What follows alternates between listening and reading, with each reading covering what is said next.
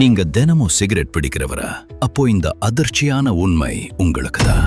தினமும் 20 சிகரெட் பிடிக்கிற ஒருத்தருக்கு மத்தவங்களை விட ஸ்ட்ரோக் வரதுக்கான வாய்ப்பு 6 மடங்கு அதிகம். சிகரெட் பிடிக்கிறது உங்க நுரையீரல மட்டும் இல்ல, உங்க மூளையையும் சேர்த்து தான் பாதிக்குது.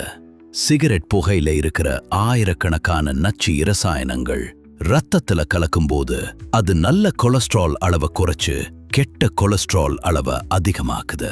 இதனால இரத்த குழாய்கள் இறுகி போய் சுருங்கி போகும். அது மட்டும் இல்லாம புகையில இருக்கிற கார்பன் மோனாக்சைடு ரத்தத்துல இருக்கிற ஆக்சிஜன் அளவை குறைச்சிடும்.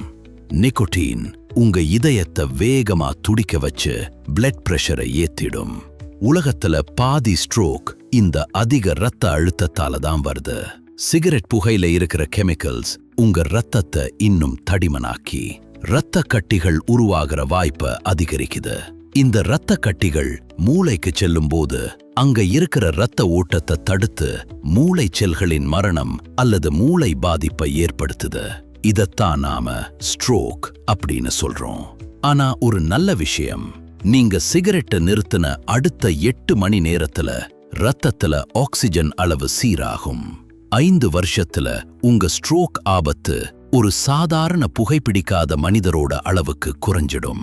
ஒரு முறை முயற்சி செஞ்சு பாருங்க, உங்களுக்காகவும் உங்க குடும்பத்துக்காகவும். ஸ்ட்ரோக், விஷவண்ணம் மற்றும் நரம்பியல் சார்ந்த அனைத்து பிரச்சனைகளுக்கும் முறையான ஆலோசனைகள் பெற டாக்டர் வாஞ்சலிங்கம் மருத்துவமனைக்கு வாருங்கள்.